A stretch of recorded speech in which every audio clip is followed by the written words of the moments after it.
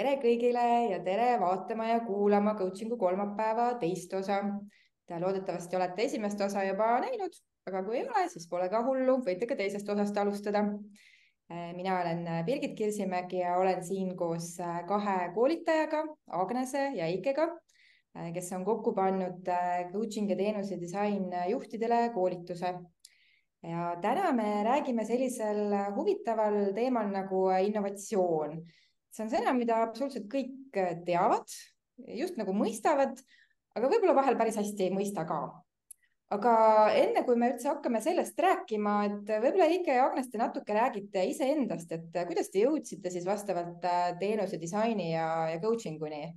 Kuna Agnes, A-täht on esimene tähestikus, alustame siis sinuga. Ja tervitused veel kord minu poolt ka, väga meeldiv oli eelmisel nädalal seda vestlust pidada, usun, et see oli huvitav ka kuulajatele ja tänane teema on ju väga-väga huvitav. Aga teenuse disainini mina jõudsin, kui ma läksin õppima Tartu Ülikooli Pärnu kolledžisse magistriõppesse teenuste disaini ja juhtimist ja kogesin, et kuidagi see oli nagu selline äratundmine selle valdkonnaga, et ma sisuliselt paari esimese kuu jooksul tundsin, et see on see, mida ma tahan teha, millega ma soovin oma karjääri siduda. Ma suhteliselt ruttu tegin ka oma teenuse disaini ettevõtte 2016. aastal. Ja alates sellest olen siis tegutsenud selles valdkonnas, ei ole seda kordagi kahetsenud. On olnud hea võimalus tuua täiesti uusi teenuseid turule, isegi täiesti uusi ettevõtteid ja brände. Ja samuti on olnud võimalus uurida erinevaid teenuseid ja parandada, siis muuta neid kliendisõbralikumaks, inimkesksemaks. Kõige selle juurde kuulub siis ka protsesside disain, mis organisatsioonides on väga oluline. Nii et see on põnev valdkond ja teen seda tööd suure rõõmuga. Seda on alati vahva näha, kui inimesed midagi armastavad, siis tuleb hästi välja ka. Aga kuidas sinuga lood on, Eike, et kuidas sina coachinguni jõudsid? Ja tere ka minu poolt. Minu teekond coachingu juurde algas niisuguse sõnaga nagu mentorlus, mille kohta ma tegin oma lõputöö EBS-is, Estonian Business Schoolis.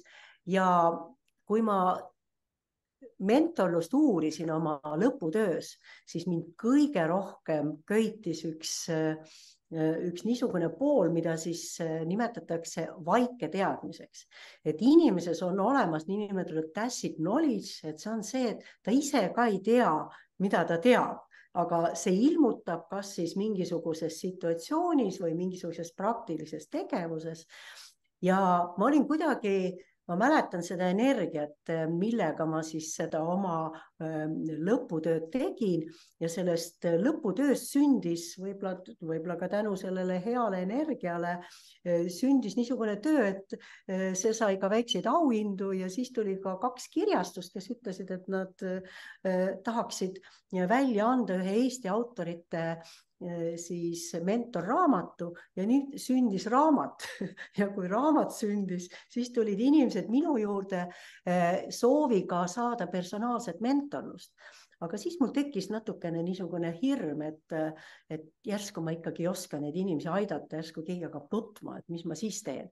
Ja siis ma õppisin juurde holistilises koolis, ütleme holistilise teraapia instituudis ja sain võib-olla selle kindluse, mis puudutab inimese psühholoogiat sügavamalt. Aga minu kirg või see minu olemus oli ikkagi kinni selles niisuguses mentori või selles olevikus ja tuleviku suunas. Ja siis ma hakkasin nagu vaatama, et siis see oli siis aastal 2005, et mis on siis nagu veel ja siis ma siis jõudsingi coachingu juurde ja hakkasin vaatama, et mis on siis maailmas siis niisugused tugevamad coachingu koolid. Ja nii ma jõudsin siis Ericsson College International juurde, mis on siis Kanada coachingu kool ja hea oli ka kuidagi tajuda, et nemad on ka need esimesed, kes siis tegelikult asutasid ka maailma coachingu organisatsiooni ICF-i ja olid ka selle ICF-i niisugused tugevad loojad, alusepanijad ja ka selle coachingu kultuurile alusepanijad. ja siis koos oma kolleegiga tegime me siis niisuguse ulja otsuse, et me läheksime ikkagi kohe sinna koha peale, et mitte, et puudutada kuskilt online'ist, et läheks ikka sinna Kanadasse ja vaataks, et mida nad siis teevad. Ja see oli tõesti väga-väga niisugune elumuutev otsus selles mõttes, et kui ma nägin seal seda rahvusvahelist seltskonda, neid erinevaid inimesi, kuidas nad lähenesid, kuidas see õpe toimus, siis ma tundsin, et vot see on täpselt see osa, mis mul nüüd oli puudu ja minu tee coach'iks algas tõesti Kanadast. Tänasel päeval Intelligente Grupp toob maale ka sedasama coaching'u kooli ja sellel aastal juba 12. lend alustab ja igapäevaselt ma tõesti töötan organisatsioonidega, siis nii coach'iva juhtimise koolitustega saan neid puudutada kui ka siis individuaalse coaching'uga. Nii et kui nüüd vaadata professionaalse coach'ina, millal ma Kanadas õppisin, see oli aastal 2013, siis coach'ina saan ma siis öelda, et ma olen aastast 2013 siis see professionaalne coach ja tänasel päeval ka mentor coach, kes siis aitab ka tulevastel coach'idel siis oma sertifikaate saada ja siis ette valmistada siis eksamiteks. Väga lahe pikk teekond olnud, et praegu on inimestel lihtsam, et saavad ka Eestis õppida, aga eks välismaa õppimise kogemus on ka väga äge.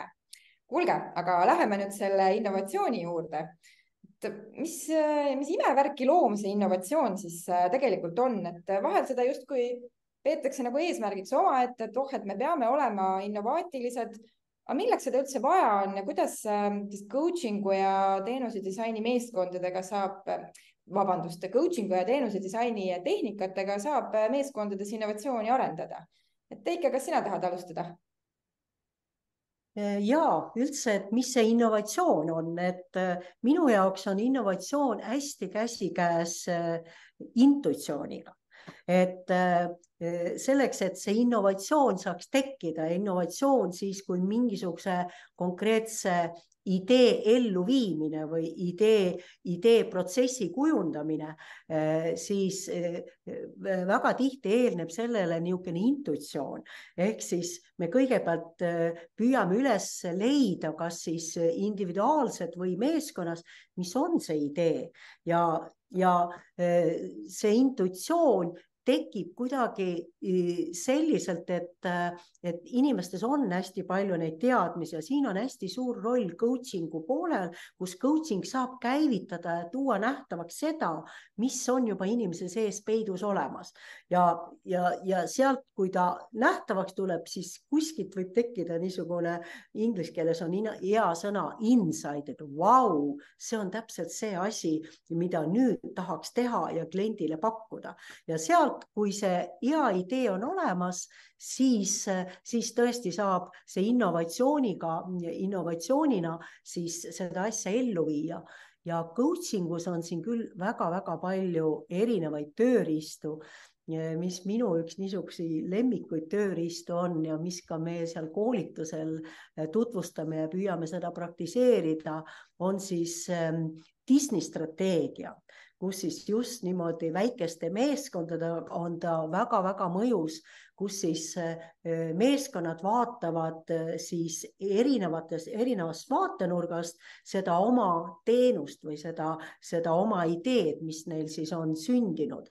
Et kõigepealt vaatavad niisuguse unistaja vaatevinklist, et kuidas siis ja unistaja on see, reegel on see, et keegi ei tohi seal kõrval olla ja öelda, et seda ei saa sellepärast, vaid see on see koht, kus võib üle võlli mõelda, kõik ideed, natukene niisugune ajurünnak, aga puhtalt hoida seda unistaja, seda mindset'i.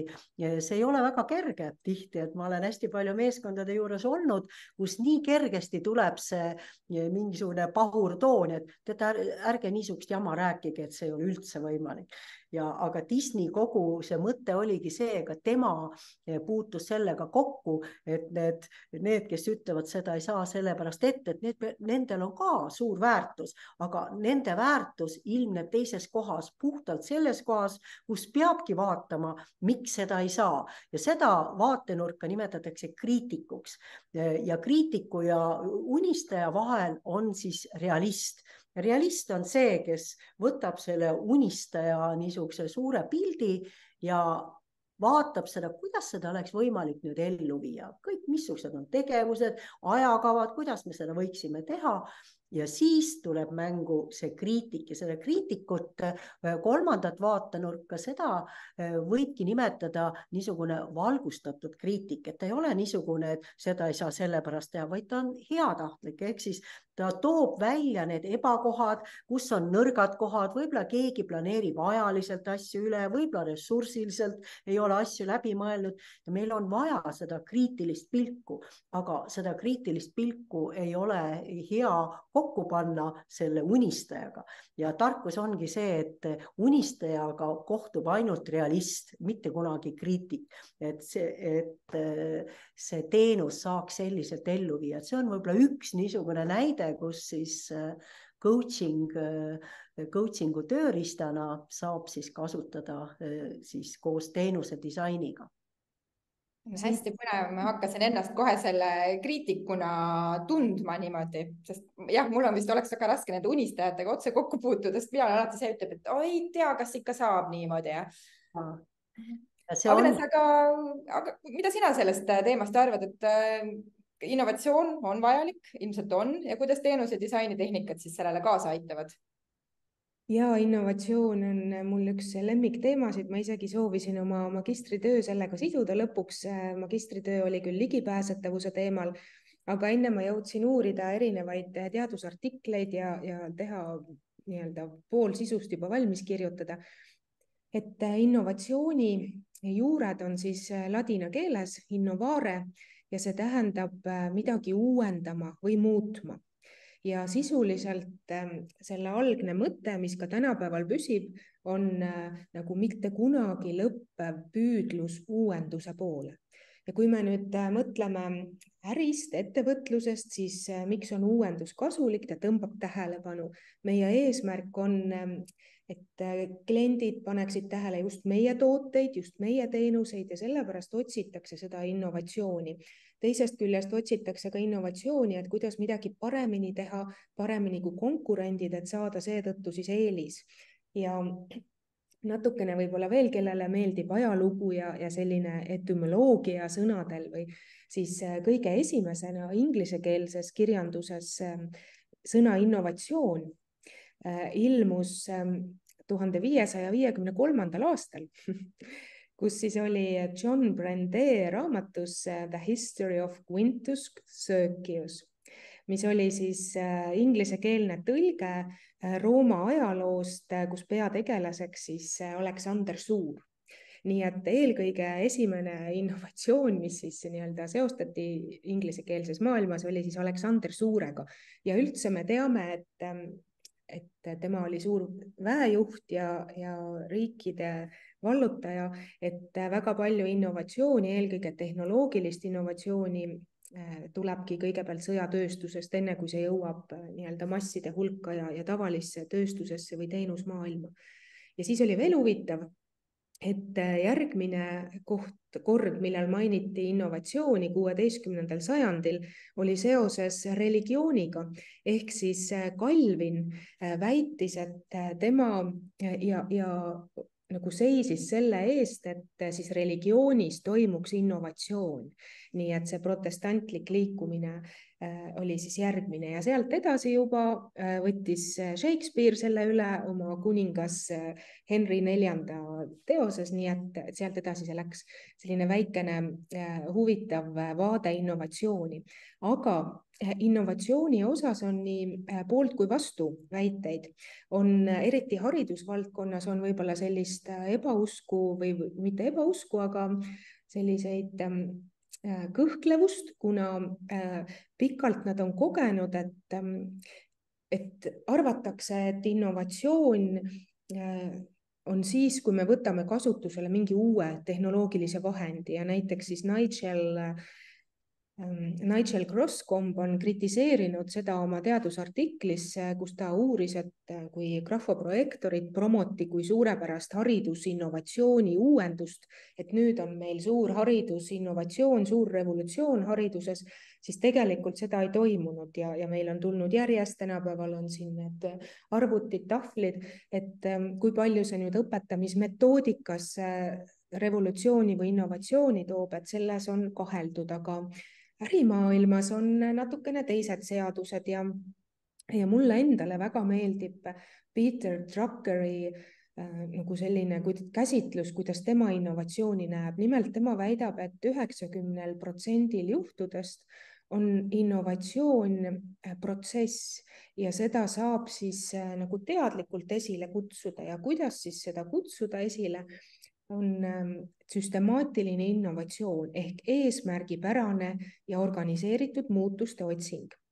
Ja tema toob siis välja sellist 7 indikaatorit, mida jälgida, et märgata võimalusi innovatsiooniks. Et siis 90% võimalustest on meil ise teadlikult innovatsioonini jõuda ja 10% on siis see inspiratsioon ja see, kus inimene intuitsiooniga nagu tunnetab või mingid juhused, mida ei saa õppida. Aga need, mida siis õppida saab ja jälgida, analüüsida, on siis ootamatused näiteks ja need on esimesed 4 on siis organisatsioonisisesed. Et ootamatused näiteks ootamatu edu organisatsioonis mingi teenuse või toote puhul või ootamatu läbikukkumine. See on nüüd võimalus, kuidas organisatsioon reageerib. Ütleme, et tal on mingisugune toode, põhitoode, aga siis ta toob kõrvaltoote või kõrvalteenuse turule ja hoopis see kõrvalteenus või toode saab edukamaks. Nüüd, kui ta on nutikas, siis ta saab aru, et siin on nüüd võimalus suureks läbimurdeks, innovatsiooniks ja ta on valmis oma organisatsiooni kohandama. Kui ta ei ole valmis, siis ta jätab selle eduka toote või teenuse kõrvale, ei panusta sellesse ja tegelikult kaotab oma võimaluse eduks ja innovatsiooniks. Nii et ootamatused, siis on ebakõlad, mis oli oodatav reaalsus, mis on tegelik. Protsessi vajadused, midagi on vaja protsessis muuta, analüüsitakse ja see on nüüd see, kus teenuse disain tuleb ka sisse. Et teenuse disain on väga tugevalt seotud protsessi analüüsiga, on ka seotud inimeste analüüsiga, mille me ka jõuame. 4. organisatsiooni sisene tegur, mida analüüsida innovatsiooni puhul, on siis muutused tööstuse või turustruktuuris. Ja need olid siis kõik nüüd need indikaatorid, milleni jõuab ainult see, kes selles organisatsioonis või valdkonnas sees töötab, et väljastpoolt see ei ole kogetav. Aga nüüd see, mis on ka väljastpoolt kogetav ja märgatav, on näiteks demograafilised muutused. Muutused tajus, meeleolus, tähenduses. Ja 7. siis uued teadmised, nii teaduslikud kui mitteteaduslikud, et tulevad mingid uued avastused. Ja teenuse disain, nagu ma mainisin, oli seotud siis selle protsessi vajadustel põhineva innovatsiooniga, kus me analüüsime protsessi vajadusi, analüüsime, mis tõi edu, mis ei toonud edu ja samuti me analüüsime meie kliente, ehk siis see on seotud ka demograafiliste muutustega ja sellega, kuidas muutuvad tähendused, kuidas muutuvad inimeste meeleolud, tajud. Me kõik oleme kuulnud sellest 3-nurgast Maslow vajaduste püramiidist ja me teame, et inimeste vajadused ajas otseselt ei muutu. Me ikkagi kõik vajame turvalisust, armastust, mida iganes.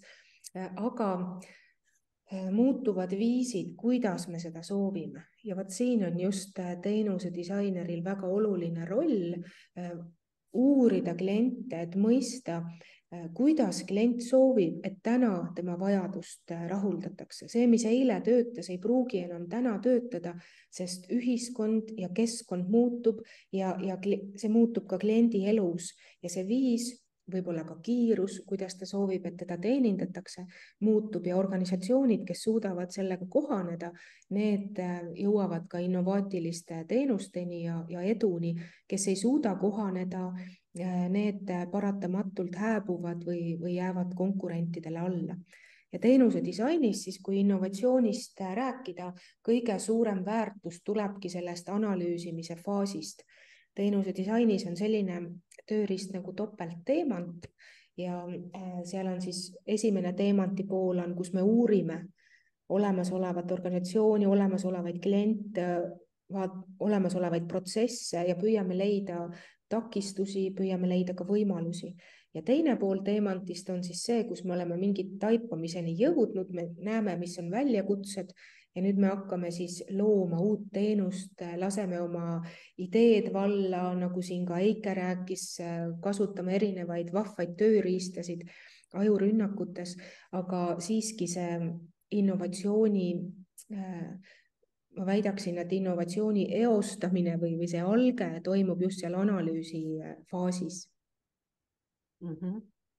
Väga-väga huvitav, Agnes, et just see ajalooline ülevaade, kus see innovatsioon on tekkinud, et sõjatööstusest ja siis religioonist ja kuidas ta siis on edasi läinud. Et kui ma toon niisuguse väikse detaili juurde coachingu vaatest, siis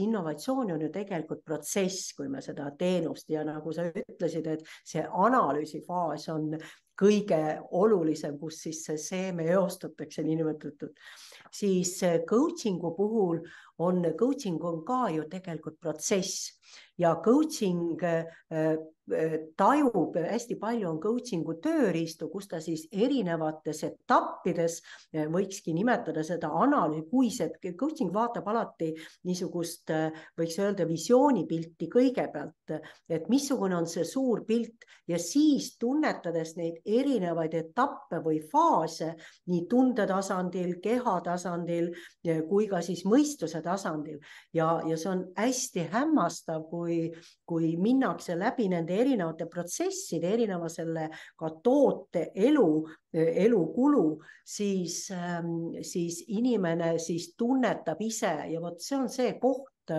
coachingu protsessis, kus siis see klient võtab kaasa selle sügava energia, sügava tunnetuse, et kuidas see võiks siis sobida sellele lõppkliendile või kui see teenus on valmis.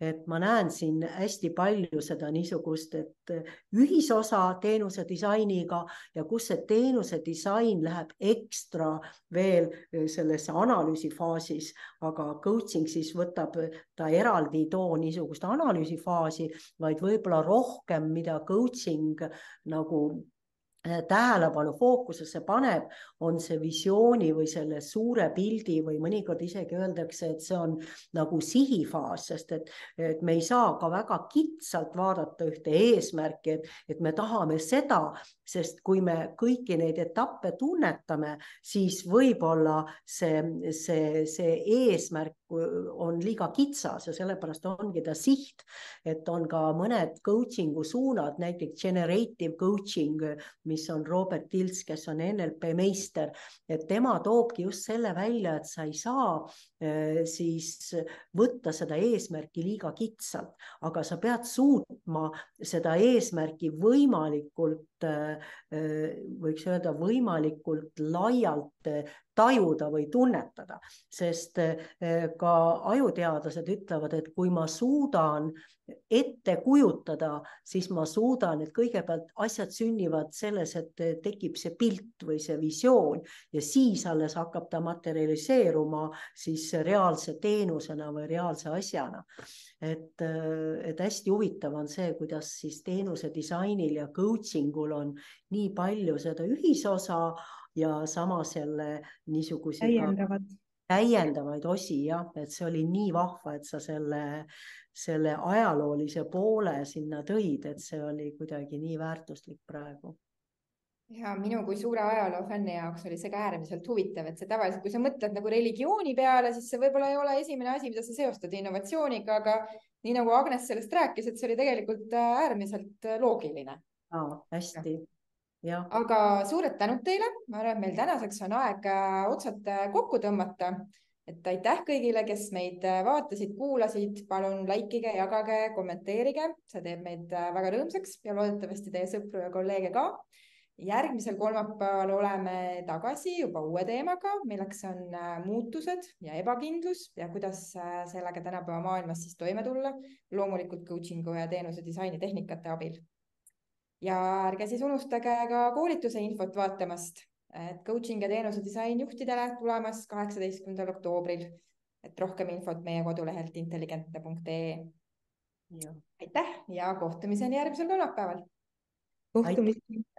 Ja kohtumiseni.